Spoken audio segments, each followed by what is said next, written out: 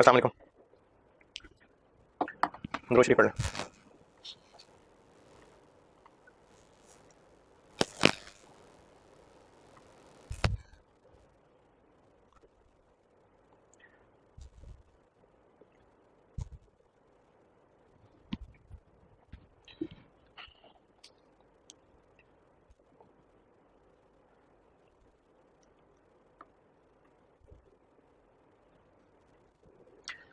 डेढ़ सवाल होमवर्क किया था।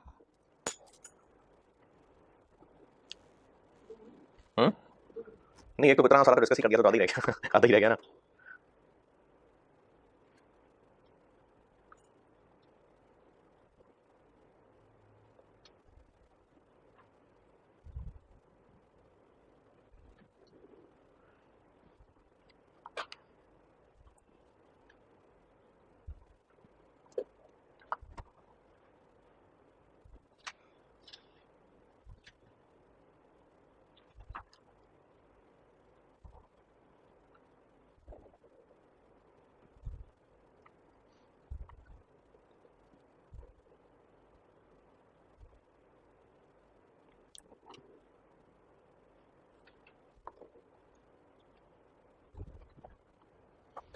एक दिया था सवाल वो टाइची लिमिटेड वाले सवाल में जो जो आपको मसले हो सकते हैं वो बता देता हूँ।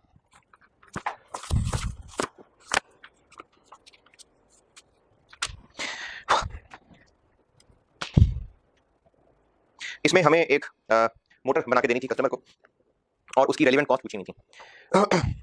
इसमें पॉइंट नंबर 1 एक वायर सी चाहिए और उसके बाद चाहे हमारे पास स्टॉक में है चाहे नहीं है फर्क नहीं पड़ता, क्यों? क्योंकि ये रेगुलरली इस्तेमाल होती है। तो वायर सी के 120 फुट चाहिए और चूंकि रेगुलर यूज में है तो हमें इसकी करंट जो अभी नई खरीदने की प्राइस होगी वो चाहिए, जो कि 68 रुपीज़ है। तो 120 इंटू 68 ये हो गया वायर सी।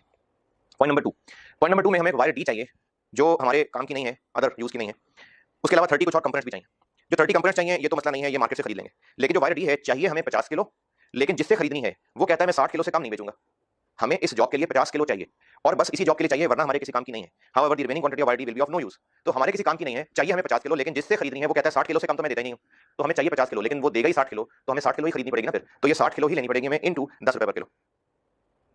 हाँ, ये जो 10 किलो बच जाएगी, अगर इसके बारे में लिखा होता ना कि जो बच जाएगी उसको फिर हम लोग 2 रुपए पे कबाड़ियों को दे देंगे, फिर वो 2 इंटू 60 माइनस कर लेते हैं, क्योंकि वो रिकवरी भी तो वही होती है ना, फिर वो माइनस कर लेते हैं। लेकिन हमें बेशक इस काम के लिए 50 किलो चाहिए, लेकिन मिलनी ही 60 किलो है, उससे कम मिलनी नहीं है, तो इसलिए 60 इंटू 10 रुपए। पॉइंट नंबर 3, हमें 250 घंटे चाहिए स्किल्ड के, और जो स्किल्ड वर्कर्स हैं उनको हम लोग पहले ही पैसे तो देते हैं और अभी इस वक्त उनके 100 घंटे अवेलेबल हैं। तो जो अभी उनको पैसे दे रहे हैं वो फारिग बैठने के भी फुल रेट दे रहे हैं या कुछ कम पैसे दे रहे हैं? नहीं बताया तो फुल रेट दे रहे हैं।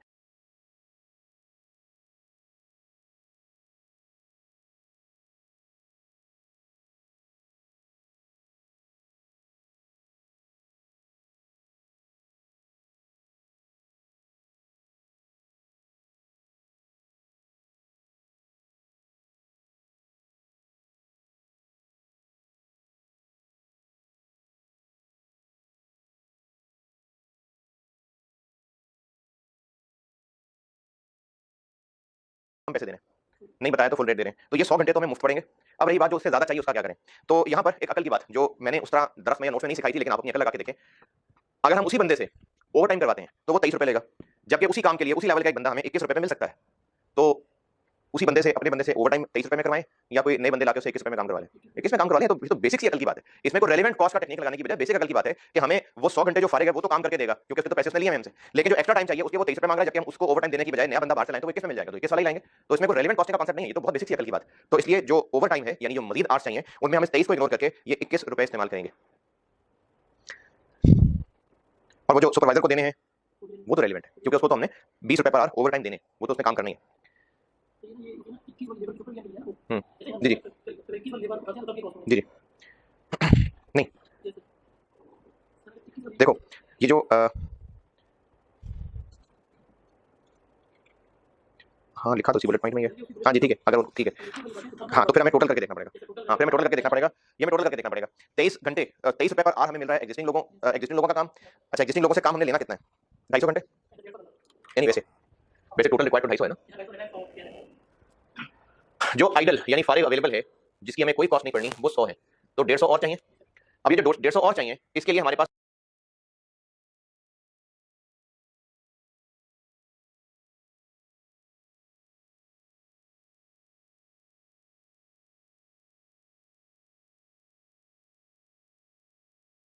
जिसकी हमें कोई कॉस्ट नहीं पड़नी, वो 100 है।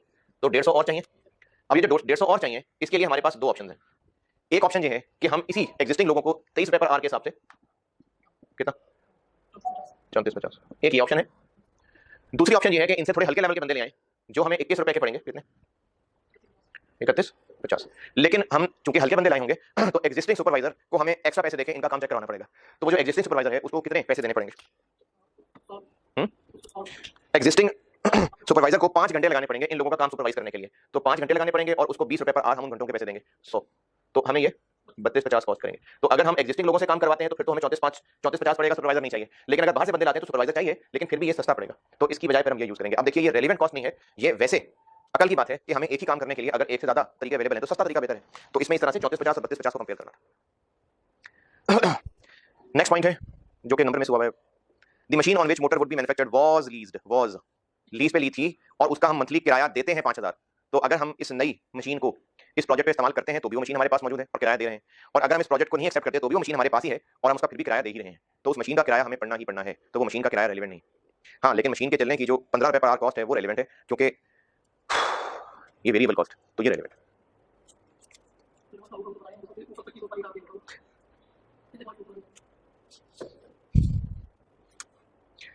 अच्छा, अब ये जो मैनेजर है जिसके साथ बैठ के सारी डिस्कशन, इसको हम साल की सैलरी देते ही देते हैं। तो जब साल की सैलरी देते ही हैं तो वो जितना मर्जी यहाँ पर टाइम लगाए उसकी हमें पर आपको एक्स्ट्रा कॉस्ट पड़ रही होगी नहीं, क्योंकि हम उसको एनुअल सैलरी देते हैं। तो इस मैनेजर का भी कोई खर्चा रेलेवेंट नहीं है। ये हो गया टाइची लिमिटेड। और दूसरा सवाल था टोपेज लिमिटेड, और इसका सोल्यूशन मैंने आपको दिया था। इसका मैंने आपको सोल्यूशन दिया था।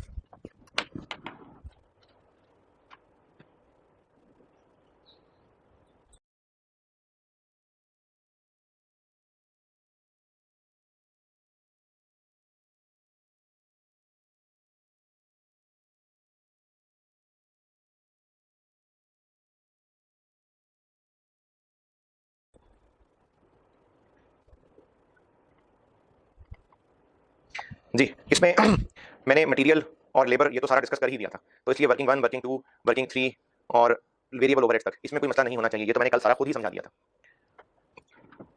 रही बात फिक्स्ड ओवरहेड की, ये बहुत अजीब सी एक बात लिखी हुई है। अच्छा, समझाता हूं, पॉज करें। टोटल लिमिटेड में मैंने ये मटेरियल, लेबर और वेरिएबल ओवरहेड की वर्किंग कल डिस्कस कर दी थी। मटेरियल तो खैर पूरा बता ही दिया था। लेबर में मैंने ज़बानी बात की थी, वो वर्किंग दोबारा बता देता हूँ।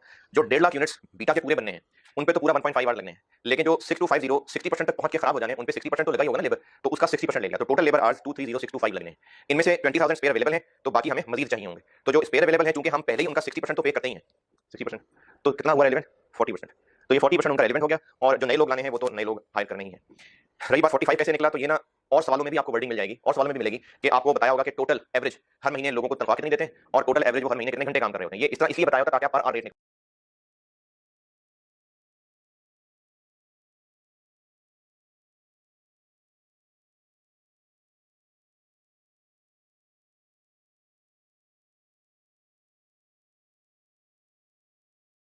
रही बात 45 कैसे निकला, तो ये ना और सवालों में भी आपको वर्डिंग मिल जाएगी, और सवालों में भी मिलेगी कि आपको बताया होगा कि टोटल एवरेज हर महीने लोगों को तनख्वाह कितनी देते हैं और टोटल एवरेज वो हर महीने कितने घंटे काम कर रहे होते हैं। ये इस तरह इसलिए बताया होता ताकि आप पर आवर रेट निकाल सकें। तो ये अक्सर सवाल में मिलेगा आपको। तो इसलिए ये 45 हमने ये 9000 डिवाइड बाय 200 करके निकाला।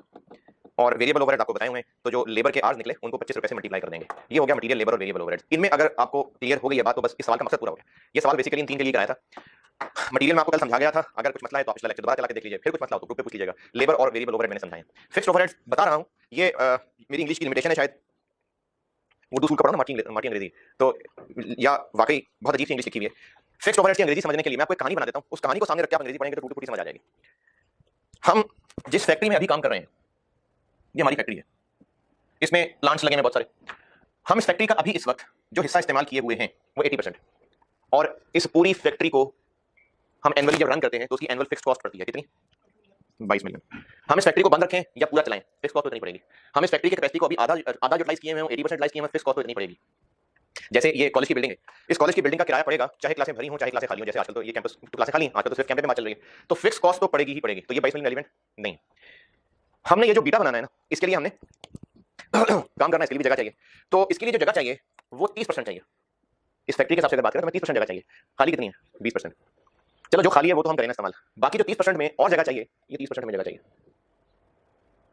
तो साथ वाली फैक्ट्री वालों ने कहा थोड़ी सी जगह हमारी इस्तेमाल कर लें, आप हमारी थोड़ी जगह इस्तेमाल कर लें। जैसे अगर इस बिल्डिंग के अंदर स्टूडेंट्स ज्यादा हो गए और हमने जो कोर्सेज पढ़ाने हैं वो स्टूडेंट्स ज्यादा हैं और अब हमारी क्लासें पूरी नहीं पढ़ रही, तो साथ वाली बिल्डिंग में अगर वहां पर जगह है, वो कहते हैं यार खैर आप हमारे कमरा किराए पे ले लें, आप हमारे कमरे में स्टूडेंट्स को बिठा लें अपने। तो हमने साथ वाली फैसिलिटी को इस्तेमाल कर लिया। वो हमें इस फैसिलिटी के लिए ये गुंजाइश दे रहे थे कि आप चाहें तो हमारी आधी बिल्डिंग तक इस्तेमाल कर सकते हैं, लेकिन हमें आधी नहीं चाहिए। उन्होंने कहा हम आपको आधी बिल्डिंग तक देने को तैयार है और आपसे हम अपनी फैसिलिटी के पैसे तो चार्ज करेंगे क्योंकि हमारी फैसिलिटी इस्तेमाल कर रहे होंगे, तो आपको जितनी अपनी फैसिलिटी पे खर्चे पड़ते हैं ना, बस उनसे 10% हायर हमें दे देना। ये दोबारा सुने, हमें इस बिल्डिंग में जितनी क्लासेस अवेलेबल थी स्टूडेंट्स को बिठाने की जगह कम पड़ी थी। साथ वाली बिल्डिंग से बात की, उन्होंने कहा हमारे पास है 1-2 कमरे, आप उनको इस्तेमाल कर लें, स्टूडेंट्स को वहां बिठा दें, कैमरा लगा लें, स्क्रीन लगा लें, आप वहां बिठा लें स्टूडेंट्स को। लेकिन आप क्योंकि हमारी फैसिलिटी इस्तेमाल कर रहे होंगे तो हमसे पैसे तो चार्ज करेंगे, हम उतने पैसे चार्ज करेंगे जितने आपको पड़ते हैं उससे 10%, 1.5 टाइम्स, सॉरी 10% तो जगह चाहिए, 1.5 टाइम्स, हाँ नहीं 10% तो जगह चाहिए, तो हम आपसे 1.5 टाइम्स, यानी अगर आपको यहाँ पर बच्चे बिठाना पर बच्चा ऑन एवरेज 200 रुपए पड़ता है तो हम आपसे 300 रुपए लेंगे, तो वो हमसे एक्स्ट्रा चार्ज करेंगे जितनी हम उनकी जगह घेरेंगे। तो ये मेजर कैटेगरी तो फिक्स्ड है, लेकिन ये पोर्शन सॉर्ट ऑफ वेरिएबल हो गया ना। हमें इस बिल्डिंग का जो टोटल पड़ता है 22 मिलियन वो तो पड़ेगा ही, जो खाली जगह है वहां पर कस्टमर बिठा लें, ओवरऑल खर्चा नहीं पड़ेगा। लेकिन जो साथ वाली बिल्डिंग में थोड़ी जगह किराए पे लेनी पड़ रही है और वो हमसे कह रहा है कि जितना तुम्हें खर्चा पड़ता है उसका 1.5 टाइम मुझे दे देना, तो सॉर्ट ऑफ ये वेरिएबल चीज हो गई ना, या वेरिएबल नहीं भी कहना इसको, तो एडिशनल फिक्स्ड ओवरहेड हो गया। तो उसने कहा है कि जो तुम्हें पड़ता है उसका 1.5 टाइम, तो हमें कितना पड़ता है, हमें इस पूरी फैक्ट्री जो कि 100% इस्तेमाल हो सकती है 22 मिलियन पड़ता है, तो हमें साथ वालों की कितनी जगह चाहिए, 10%, तो 10% के लिए 2.2 हुआ। फिर अगर पूरे 100 मिलियन के लिए 22 मिलियन पड़ता है तो 10% जगह के लिए 2.2 पड़ता है, और वो हमसे कह रहे हैं 1.5 टाइम्स, तो 2.2 का 1.5 टाइम्स 3.3 मिलियन, तो ये 3.3 मिलियन एडिशनल फिक्स्ड कॉस्ट हो जाएगी। तो ये रेलेवेंट, ये जो मैंने कहानी सुनाई है कि साथ वाली बिल्डिंग ने कहा कि आप हमारी थोड़ी जगह ले लें, हम आपसे पैसे चार्ज करेंगे क्योंकि हमारी जगह इस्तेमाल कर रहे होंगे, तो उतने पैसे चार्ज करेंगे जितने आपको पड़ते हैं उसका 1.5 टाइम्स। ओके, नहीं मुश्किल नहीं है, ये मेरी इंग्लिश इतनी बात है फिर है? नहीं आपको अगर ये वर्डिंग मुश्किल नहीं लग रही, मैं कर लिया था और बात है फिर जैसे मैं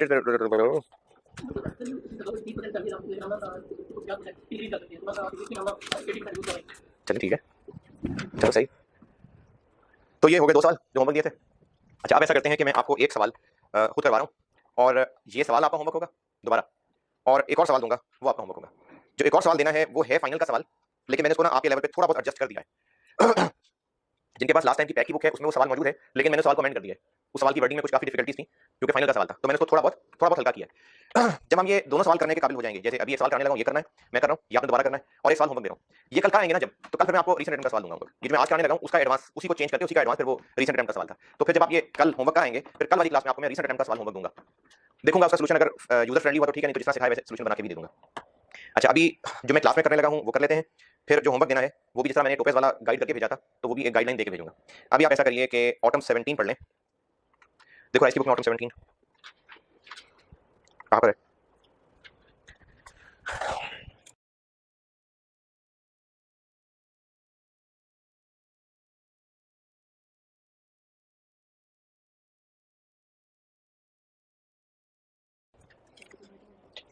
ऑटम 17 का नाम होगा DEL, DEL limited manufactures radiators for car manufacturers.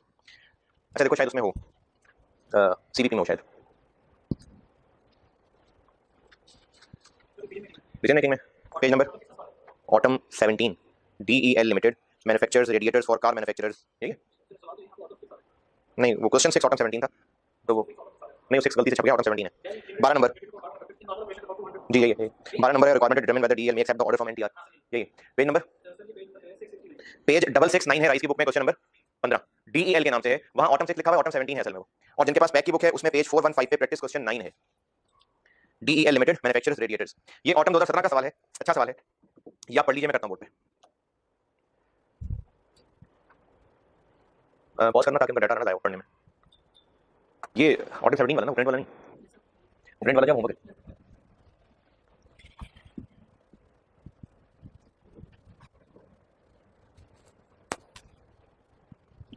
हाँ जी पढ़ लिया। अगर पढ़ के कुछ कच्चा कच्चा है सब तो मैं इसकी समरी बता देता हूँ, समरी के बाद दोबारा पढ़ लीजिएगा। हमें कंपनी है DEL और हम गाड़ियों के रेडिएटर्स बनाते हैं, गाड़ियों के, कार्स के, और हमारे पास हाईली स्किल्ड लेबर की टीम है। और अभी इस वक्त जो पहला पैराग्राफ है उसमें सारी कहानी बताई हुई है कि हम ये जो गाड़ियों का रेडिएटर बनाते हैं साल में कितने बना लेते हैं, 500 लोग हैं, उनकी तनख्वाह बता दी, फिर जो गाड़ियों का रेडिएटर बनाते हैं वो इतने का बेचते हैं, इतना उसमें मटीरियल लगता है, इतनी लेबर, इतने ओवरहेड लगते हैं। तो पहले पैराग्राफ के अंदर एग्जिस्टिंग बिजनेस के हालात बता दिए। दूसरे पैराग्राफ में ये बताया कि हमें एक TRU कंपनी की तरफ से ट्रक्स के रेडिएटर बनाने का ऑर्डर मिला। हम नॉर्मली गाड़ियों के बनाते थे, एक स्पेशल ऑर्डर था, क्योंकि इसमें अच्छा मार्जिन था तो हमने सोचा कि क्यों ना गाड़ियों का काम फिलहाल रोक के had plan to stop normal production, क्योंकि हमारे पास और जगह नहीं थी ट्रक के रेडिएटर बनाने की, लोग भी वही थे जो हमारे पास पहले होते थे, तो हमें उन्हीं लोगों को इस्तेमाल करना था। तो हमने सोचा कि क्योंकि इसमें मार्जिन अच्छा है तो हम गाड़ियों का काम रोक के ट्रक वाला ऑर्डर पकड़ लेते हैं। ऑर्डर पकड़ लिया और काम भी शुरू करने लगे, और काम शुरू करने के लिए मटेरियल भी खरीद लिया। अभी काम शुरू करना ही था कि हमें पता चला कि TRU तो गया। अब वो जो हमने TRU को 4000 रेडिएटर बेचने थे, मैं दूसरे पैराग्राफ की कहानी सुना रहा हूं, 4000 रेडिएटर बेचने थे, वो तो किस्सा खत्म हो गया, लेकिन हम उसकी लालच में 60 मिलियन खर्च कर बैठे हुए हैं। 60 मिलियन का मटेरियल इस्तेमाल खरीद चुके हुए हैं। अब जब इतना सारा खर्चा कर चुके हैं तो to deal with this situation, तीसरा paragraph, to deal with this situation, क्या मतलब पड़ गया हमें कि हम 60 मिलियन का मटेरियल खरीद बैठे हैं। अगर हमने 60 मिलियन का मटेरियल ना खरीदा होता तो बस ठीक है, अफसोस होता बस कि चला गया कस्टमर। अब हम 60 मिलियन का मटेरियल खरीद बैठे हुए हैं। To deal with this situation, हमने फिर और कस्टमर ढूंढने शुरू किए और एक एनटीआर नाम का एक और कस्टमर मिल गया। इसने कहा जी मैं भी ट्रक के रेडिएटर बनवाऊंगा आपसे, लेकिन मैं जरा हल्के वाले बनवाऊंगा तो मैं तो आपको 40,000 दूंगा। तो अब हमने रिक्वायरमेंट में ये बताना है कि एनटीआर जो कि नया कस्टमर है, इसको ये 40,000 रुपए में रेडिएटर बेचें या ना बेचें। आगे फिर उस 40,000 वाला जो ऑर्डर है उसकी डिटेल बताइए। हमें इस सवाल में एनटीआर का जो 40,000 रुपए वाला रेडिएटर है उसको इवैल्यूएट करना है या जो टीआरयू पुराना कस्टमर था उसका भी कुछ करना है। वो तो पुरानी बात थी ना, वो तो बस एक कहानी सुनाई थी कि हमें ट्रक के रेडिएटर का ऑर्डर मिला था, हम मटेरियल खरीद बैठे, अब मटेरियल खरीद चुके हुए हैं, फंस गए हैं तो क्या करें, तो वो तो बस एक रुदात सुनाई है। अभी इस वक्त जो ऑर्डर इवैल्यूएट करना है वो एनटीआर वाला है, तो हमें एनटीआर के ऑर्डर की इवैल्यूएशन करनी है। ये सवाल की समरी है। अब इसमें जो पॉइंट 1 2 3 4 5 बताया वो मैं साथ साथ सॉल्व करता हूं तो समझाता जाता हूं। चलिए शुरू करें। अगर हम एनटीआर का ऑर्डर एक्सेप्ट करते हैं तो सेल्स, अच्छा ऑर्डर के वर्ड से ना, ऑर्डर स्टूडेंट्स को ये शक पड़ जाता है कि ऑर्डर, ये तो हमें ऑर्डर मिल गया है, ये तो हुक्म है, ये तो हमें पूरा करना ही करना है। तो ये हमें ऑर्डर आया जरूर है लेकिन हमने इस ऑर्डर को अभी एक्सेप्ट नहीं किया है। उनकी तरफ से एक काम की रिक्वेस्ट आई है, हमें ऑर्डर आया है लेकिन हमने उनका ऑर्डर एक्सेप्ट नहीं किया है। जैसे किसी रेस्टोरेंट में जाके हम ऑर्डर दें कि 4 प्लेटें ये ले आए, हमने ऑर्डर दे दिया, अब वो वेटर अंदर गया, अंदर जाके बता के नहीं सर ये तो नहीं है, ये ऑर्डर दिया था 4 मर्जी लाओ, नहीं है, तो उसने हमारा ऑर्डर एक्सेप्ट ही नहीं किया। तो इसलिए ऑर्डर कस्टमर का अभी हमने एक्सेप्ट नहीं किया, तभी तो पूछा डिटरमिन कि हम एक्सेप्ट करेंगे ना करें। अगर करते हैं तो सेल्स कितनी हो जाएंगी, कितने रेडिएटर बेच लेने हैं उसको, कितने रेडिएटर बेच लेने, एनटीआर को कितने बेचने हैं ये तो नहीं बताया लेकिन टीआरयू के बताए थे। तो चूंकि वही मामला चल रहा है अभी तक और हमने उसी को सॉल्व करने के लिए नया कस्टमर ढूंढा है तो उसको भी फिर 4,000 ही बेचने होंगे। तो जब 4,000 बेचेंगे और एक होगा 40,000 रुपए का तो सेल रेवेन्यू हो जाएगा, बड़ी फिगर हो जाएगी, मिलियन कर लेते हैं, कितनी 160। इसमें से कॉस्ट माइनस कर देते हैं, डायरेक्ट मटेरियल, डायरेक्ट मटेरियल के लिए कर लेते हैं वर्किंग वन, डायरेक्ट मटेरियल। अच्छा इससे पहले जितने सवाल किए थे ना उनमें ये होता था कि इतने किलो चाहिए, एक इतने किलो, एक किलो इतने रुपए का मिलता है, वहां पर किलो रेट इस तरह होते थे। यहां पर मटेरियल के किलोज और रेट तो नहीं बताए, बस टोटल अमाउंट से काम चलाना पड़ेगा। हमें इस एनटीआर के ऑर्डर के लिए जो मटेरियल चाहिए, एक तो 12 मिलियन का मजीद चाहिए, तो straight forward point number 1 relevant है कि नहीं, रेलेवेंट है क्योंकि हमें इसके लिए एडिशनल चाहिए, तो ये तो रेलेवेंट है, जो हमें एडिशनल मटेरियल चाहिए ये तो रेलेवेंट है।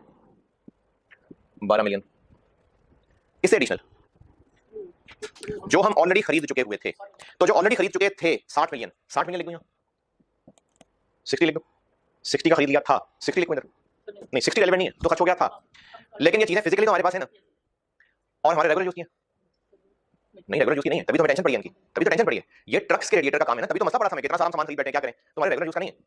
इसकी फिर क्या रेलेवेंट कॉस्ट होती है, इसकी अपॉर्चुनिटी कॉस्ट, अगर हमारे रेगुलर यूज का मटेरियल नहीं है तो उसकी अपॉर्चुनिटी कॉस्ट रेलेवेंट है ना। हाँ बस ये देख लेते हैं कि सस्ता तो नहीं मिला मार्केट से, अदरवाइज उसकी अपॉर्चुनिटी कॉस्ट रेलेवेंट होती है। तो अपॉर्चुनिटी कॉस्ट क्या होती है, बेस्ट अल्टरनेटिव फॉर वन। ये जो 60 मिलियन का खरीदा था इसके आगे मजीद दो हिस्से हैं। इस 60 मिलियन में से 60 10 मिलियन वाला मटेरियल ऐसा है जिसको कन्वर्ट किया जा सकता है। इस 60 मिलियन के मटेरियल में से ये होंगी मल्टीपल तरह की चीजें होंगी, कुकीलें, नट्स, पता नहीं क्या क्या होगा, कुछ चिप्स होंगी, जो कुछ भी होगा, प्लेटें होंगी। इसमें से 10 मिलियन का सामान ऐसा है जिसको हम कन्वर्ट करके गाड़ियों में काम का बना सकते हैं, बस। तो बाकी कन्वर्ट नहीं हो सकता होगा, तो जो बाकी है फिर वो कन्वर्ट नहीं हो सकता। ये हमारे पास स्पेयर है फॉर। ये वाली बात कहां लिखी है, ये वाली बात लिखी है लास्ट पैराग्राफ के अंदर कि however raw material worth 10 million can be utilized in the car's radiator after slight alteration। तो हम इस 60 मिलियन वाले मटेरियल में से 10 मिलियन वाला इस्तेमाल कर सकते हैं और कामों में, बाकी फिर नहीं कर सकते होंगे। तो इसको फिर मैं दो हिस्से कर लेता हूं, जो बिल्कुल ही बेकार है, सरप्लस कह लें या यूजलेस कह लें, सरप्लस एग्जिस्टिंग मटेरियल। अंग्रेजी का मतलब नहीं कि आप अंग्रेजी क्या लिख रहे हैं, एग्जामिनर को इससे कंसर्न है कि आप 50 मिलियन लिख रहे हैं। ये कौन सा 50 लिखा मैंने, जो फारिग है, इसका क्या रेलेवेंट होगा कि हम यहां ना इस्तेमाल करते तो फिर बेच देते, तो हम नहीं बेच सकेंगे, कितने का बेचते, इतने का बेच लेते, कितने का, ये इसका रेलेवेंट आ गया। जो बाकी 10 मिलियन है ये हमारे पास पड़ा है और इसको हम अल्टरनेटिव में भी यूज कर सकते थे, तो इसको मैं यूजफुल कह देता हूं, सरप्लस यूजफुल मटेरियल। लेकिन बात यह है कि इसके अंग्रेजी मैटर नहीं करती, मैटर ये करता है कि आप ये फिगर कैसे निकाल के दे रहे हैं, तो वो फिर पहचान जाएगा पेपर मार्कर कि कौन सी फिगर है। अगर इसको हम और कामों में भी ला सकते हैं तो इसकी अपॉर्चुनिटी कॉस्ट होगी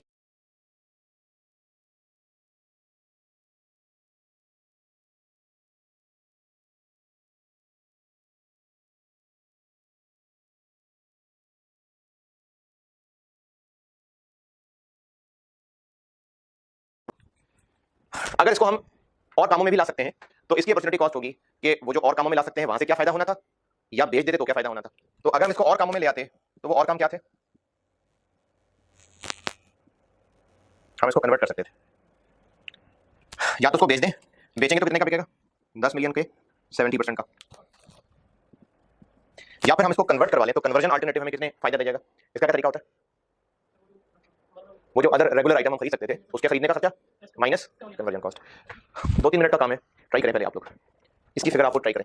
लास्ट पैराग्राफ में कहानी लिखी है और उसके लिए आपको मजीद डाटा पहले पैराग्राफ से भी मिल जाएगा।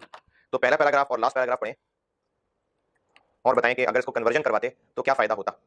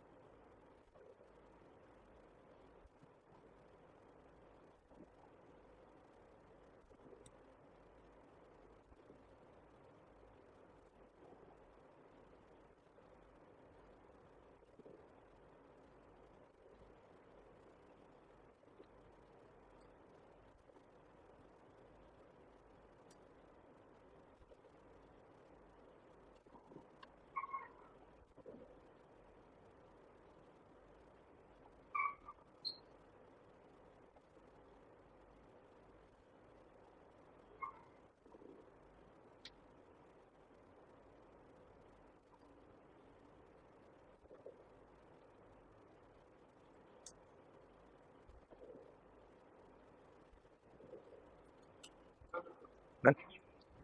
8 मिलियन कैसे, ठीक है लिखा हुआ है कैसे 8 मिलियन कैसे कैलकुलेट किया, ठीक है ठीक है सही है। सवाल में लिखा हुआ है कि हम ये जो 10 मिलियन रुपए का मटेरियल पड़ा हुआ है इस 60 में से, इससे हम 10,000 गाड़ियों के रेडिएटर का कुछ काम चला सकते हैं। कितना काम चला सकते हैं, 30%। 10,000 गाड़ियों का रेडिएटर का मटेरियल कितने रुपए का होता था, नहीं एक गाड़ी के रेडिएटर का मटेरियल कितने रुपए का आता था, ये पहले पैराग्राफ में लिखा हुआ है। Raw material cost is 3,000।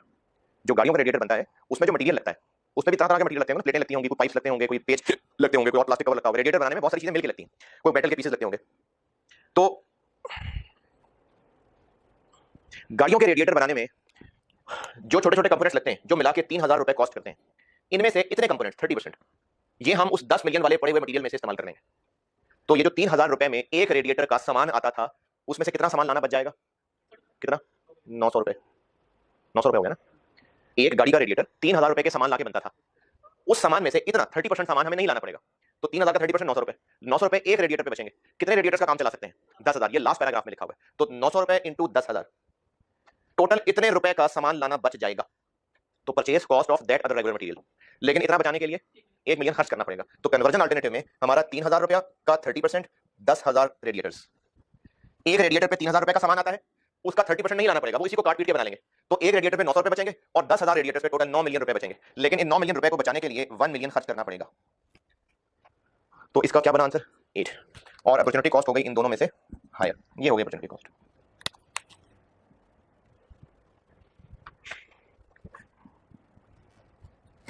$55।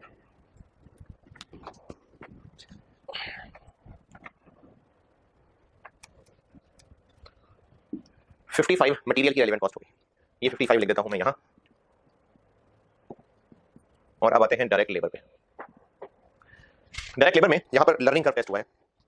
जो पहला ट्रक का रेडिएटर बनेगा उसमें लगेंगे 10 घंटे, उसके बाद फिर 95% लर्निंग रेट वाला लर्निंग कर्व लगेगा, और ये लर्निंग कब तक चलती रहेगी, 1000 यूनिट्स तक। The labour time would be subject to a 95% learning rate up to 1000 units, यानी लर्निंग रुक जाएगी 1000 रेडिएटर बनाने तक। तो इसमें हमें लर्निंग की थ्योरी लगानी पड़ेगी। क्या क्या एक्स रखना पड़ेगा, 1000 रखना पड़ेगा ताकि 1000 का निकला है, फिर एक बार 999 रखना पड़ेगा ताकि 1000वें रेडिएटर का टाइम निकले, और वो जो 1000वें रेडिएटर पे टाइम लगेगा वही फिर अगले 3000 पे लगेगा।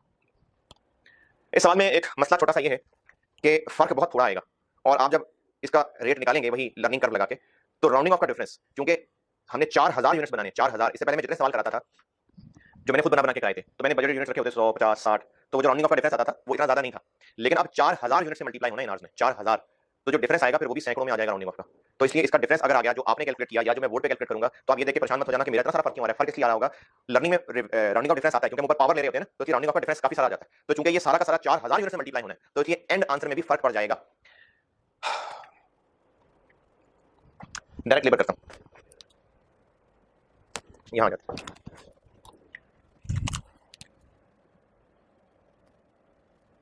डायरेक्ट लेबर के लिए हमें आर्स चाहिए, तो पहले आर्स निकालने पड़ेंगे, और आर्स के लिए मैं एक बार एक्स रख रहा हूं 1000।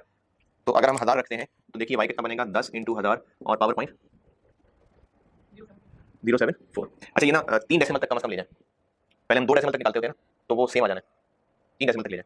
लेकिन अगर आप 2 डेसिमल तक निकालें कोई मतलब, निकालें 2 डेसिमल तक कोई इशू नहीं है। 99 आगे 7 आगे कुछ नहीं, तो रेट हो गया ना यार। और इसको फिर 1000 से मल्टीप्लाई कर दें तो 5.998 इंटू 1000, तो ये बन जाएंगे 5998।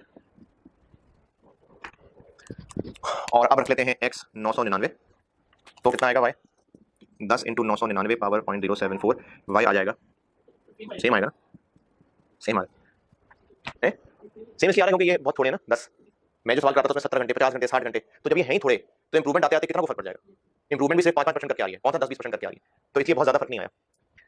Total 5.998 into 999, 5992। अच्छा इनका डिफरेंस क्या होगा, 1000वें यूनिट का, तो टाइम फॉर 1000वां यूनिट, 1000th यूनिट, 5998 माइनस 5992 कितना, 6 घंटे।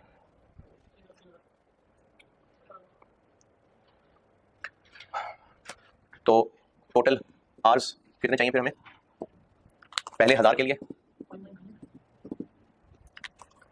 5998, और अगले 3000 के लिए 1000वें यूनिट पे 6 घंटे, तो यही 6 इन सब पे लगेंगे, कितने, 18000, कितना हो गया 99। और पर आवर रेट कितना है, ये अभी मैंने होमवर्क डिस्कस करते हुए बताया था कि अक्सर सवालों में आपको ऐसे मिलेगा कि, बल्कि इसमें तो बताया हुआ है, हाँ इसमें तो बताया हुआ है, पर आवर रेट कितना है, पहले पैराग्राफ में बताया नहीं,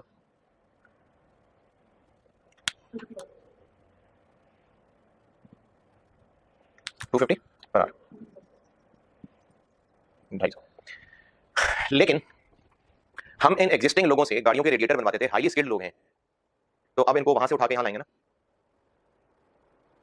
ये उन्हीं लोगों से काम हो रहा है ना। पहले पैराग्राफ में लिखा हुआ है कि 500 हाई स्किल्ड लोग हैं हमारे पास, तो वही लेबर है ना हमारे पास, और अब उनको गाड़ियों का काम छुड़वा के ट्रकों का काम करवाना है, तो क्या होती है रेलेवेंट कॉस्ट, गाड़ियों का काम छुड़वा के ट्रकों का काम करवाना है, तो जितनी वहां से कंट्रीब्यूशन आया होगी वो भी तो यहाँ लिखूंगा ना, तो कंट्रीब्यूशन लॉस पर R plus cost of this labour, तो यहाँ पर मैं कंट्रीब्यूशन पर आर निकाल देता हूँ, पर आर निकालूंगा पर यूनिट निकालूं, पर आर, पर आर लेबर कॉस्ट में ये, अच्छा देखें ये अब क्योंकि लर्निंग करने वाले चक्कर में चलेगा ना तो भूल भूल गए, हम लोग रेलेवेंट कॉस्ट में पढ़ रहे हैं कि लेबर अगर एग्जिस्टिंग काम से छूट के यहाँ लाया जा रहा हो तो उसकी रेलेवेंट कॉस्ट होती है जो उस अदर काम पे वो नुकसान करेगा, नहीं लेबर नुकसान नहीं करेगा, जो वहां कंट्रीब्यूशन कमाते थे वो नुकसान हो जाएगा ना, तो contribution lost plus cost of this labour. ये कल जो सवाल किया था उसमें भी ये था, फिर से पहले भी मैंने खुद से एग्जांपल जो आपको नोट्स में बना के दी हुई है उसमें भी ये बात सिखाई थी। कंट्रीब्यूशन पर आर निकाल लेते हैं, वर्किंग 2.1। यार ये सब आ रहा है स्क्रीन में, मैंने ये मिटाने हैं तो आप पॉज करके नोट कर लें। चलिए वर्किंग वन मिटा देता हूँ, इधर आइएगा, ये मुझे जगह चाहिए, मैंने मिटाना है तो आप पॉज करके वर्किंग वन नोट कर लीजिएगा।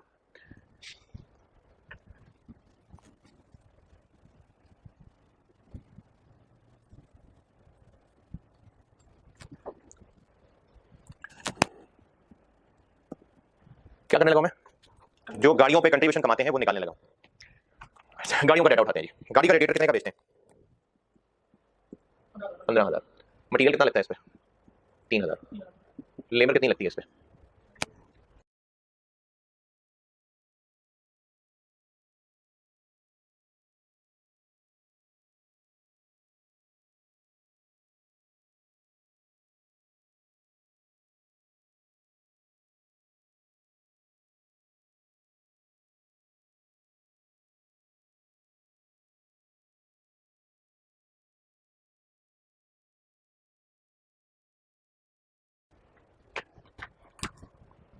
लेबर कितनी लगती है इसमें, ढूंढे, लेबर ढूंढे, इधर रहिएगा, लेबर ढूंढे भाई।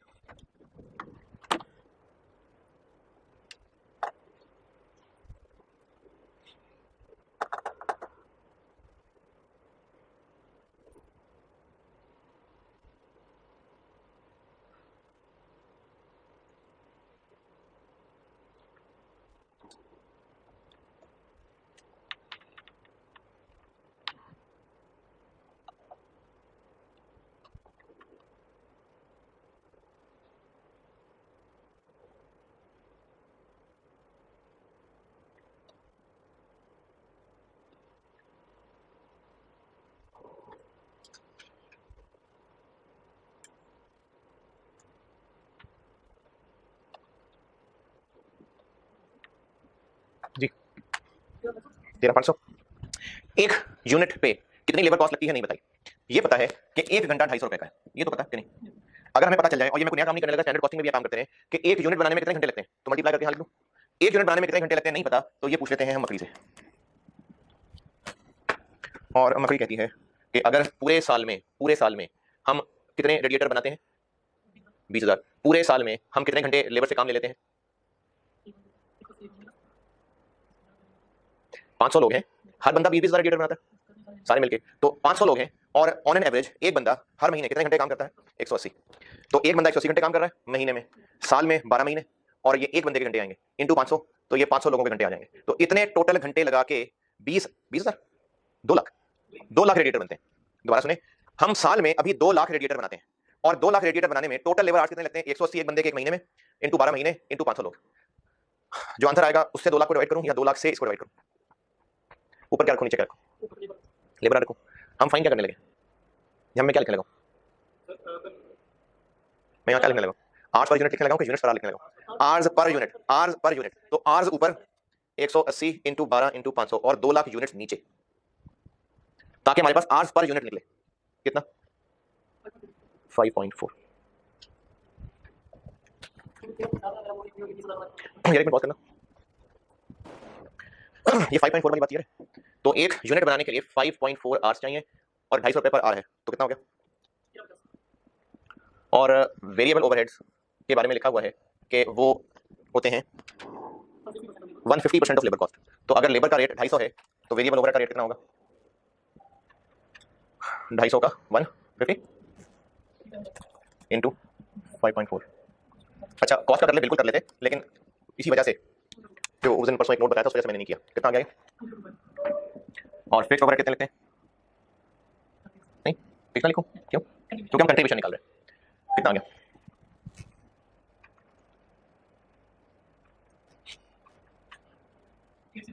86, तो ये 8625 यहाँ लिख दो,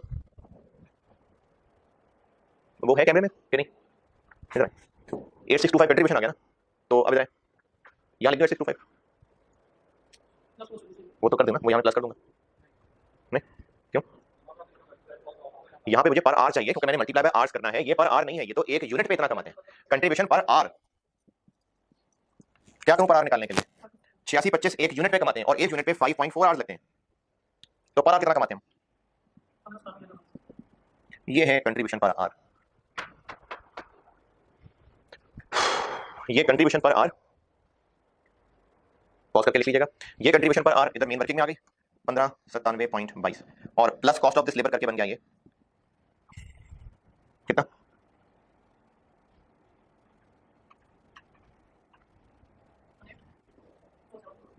7। अच्छा ठीक, ये पर आर रेलेवेंट कॉस्ट आ गई, इनटू क्या करूं, पर आर आ गया ना, ये टोटल कैसे बनाऊं,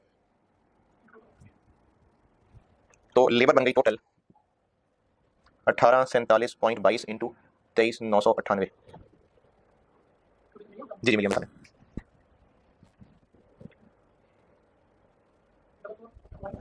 डबल 4 पॉइंट। अच्छा वर्किंग टू काफी फैल गई, मैं आपको तरतीब बना दूं।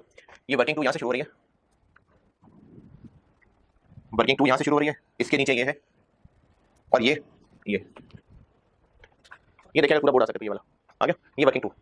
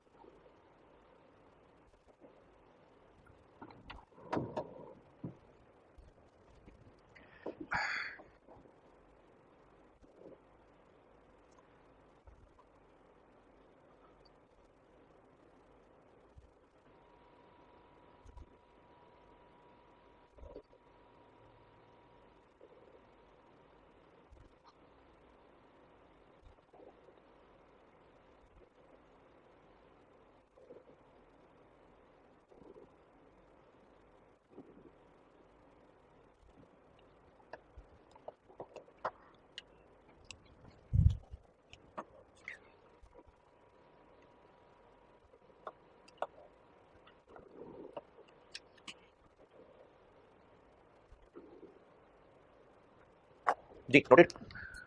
चलें इधर इधर, ये आ गया 44.33। वेरिएबल ओवरहेड्स, वेरिएबल ओवरहेड कितने होंगे लेबर का? 240%। क्यों सही नहीं है? हाँ जी सही है। ये लेबर में 23,992 आया ना, 23,998 आया।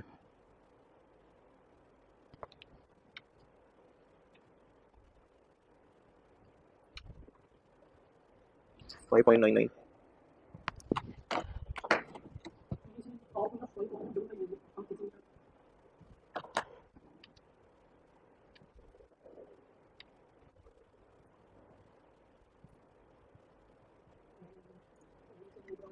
टोटल डाल देते हैं 23,998। हाँ राउंडिंग ऑफ की वजह से डिफरेंस है। लेबर कॉस्ट आ गई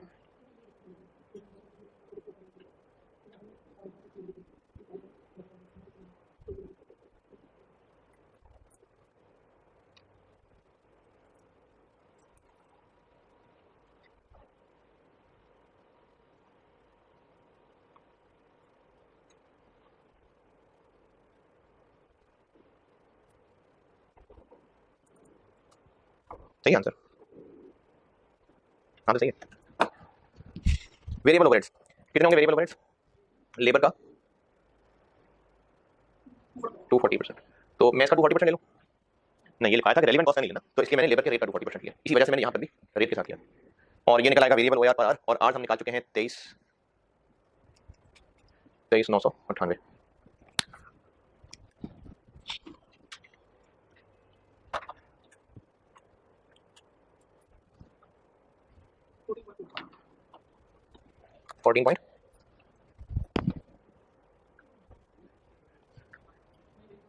फोर्टीन पॉइंट फोर।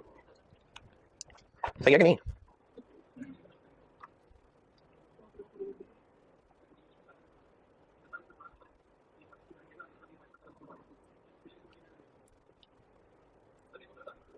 लेबर सही है यार। आप एंड आंसर ना देखें, जब बिल्कुल एंड आंसर निकलेगा तो देखना, अभी सही है। 14.4 आ गया। आगे और कुछ रेलिवेंट? और कुछ रेलिवेंट? जी, हमने जो प्लांट गाड़ियों के रेडिएटर बनाने के लिए बनाया हुआ है, ट्रक्स के लिए तो उसको चेंज करना पड़ेगा ना। तो जब ट्रक्स के लिए चेंज करना पड़ेगा तो ट्रक्स बना के प्लांट को फेंक देंगे? नहीं, उसको वापस फिर गाड़ियों के लिए भी बनाना पड़ेगा। तो इसके लिए सेंटेंस लिखा हुआ है कि हमें प्लांट को प्रिपेयर करने के लिए और फिर उसको वापस रीसेट करने के लिए 4 मिलियन चाहिए। रेलिवेंट है? रेलिवेंट। तो प्लांट की जो रीसेटिंग कॉस्ट है 4 मिलियन। देखें फायदा है कि नहीं?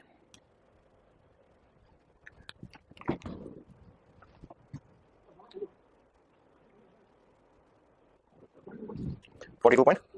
और पीछे क्या आंसर है?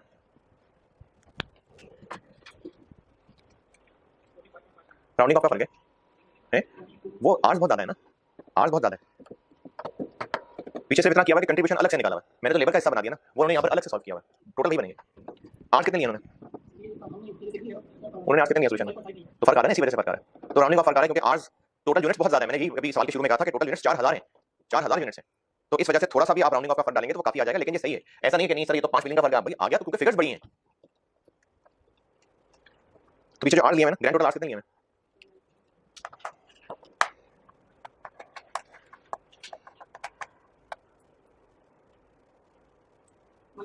22,600 ना, और हम कितने ले रहे हैं? हाँ तो फर्क आ रहा है ना। ये फर्क इसलिए आ रहा है क्योंकि हमने 4,000 यूनिट से मल्टीप्लाई, देखें जो हमने वाई निकाला है, मैंने वाई निकाला है ये जो वाई निकला है, इसको अगर मैं 0.998 की जगह पर 0.997 समथिंग कर दूं तो 0.001 का फर्क आया। अब इस 0.001 के फर्क को आप 4,000 से मल्टीप्लाई करें तो फर्क डिफरेंट हो जाएगा ना। तो इस वजह से आर्स में राउंडिंग ऑफ का फर्क काफी ज्यादा है।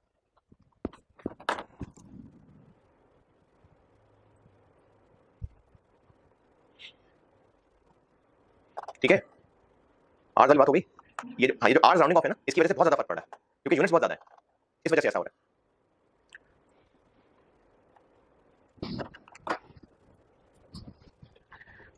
एक तो ये सवाल आपने दोबारा करना, ये होमवर्क है।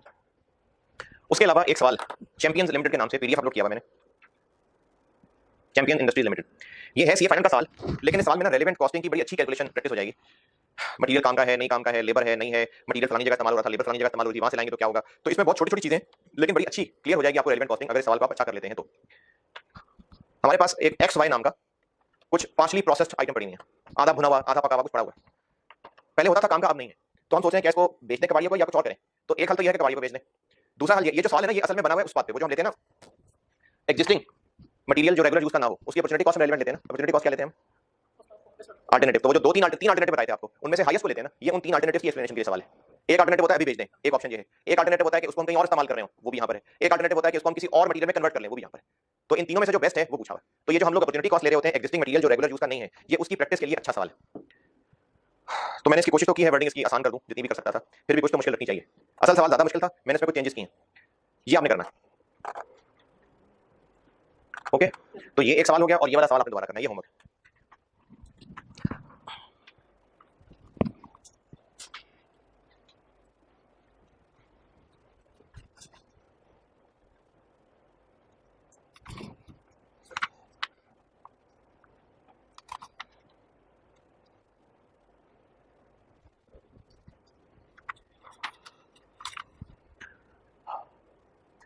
सही बुखारी में रिवायत है, झूठ वाले चैप्टर के ऊपर मैं बात कर रहा था। सही बुखारी में रिवायत है और इसमें ना दो तीन मुकाम ऐसे हैं जिनमें झूठ बोलना जायज़ है। ये तीन बातें मुझे याद हैं जिनमें झूठ बोलना जायज़ है, और वो भी किसी तरीके से, लेकिन झूठ बोलना में जायज़ हो जाता है। उनमें से एक सही बुखारी में सईदा उम्मे कुलसूम बिनते अकबर रज़ियल्लाहु अन्हा ने खबर दी कि उन्होंने रसूल अल्लाह सल्लल्लाहु अलैहि वसल्लम को फरमाते सुना था कि झूठा वो नहीं है जो लोगों में बाहम सुलह कराने की कोशिश करे और उसके लिए किसी अच्छी बात की चुगली खाए या इसी सिलसिले में कोई और अच्छी बात कह दे। जैसे मैं समझा रहा हूँ, दो दोस्तों में बहुत शदीद लड़ाई है और वो दोनों आपस में नखरे खाए बैठे हुए हैं।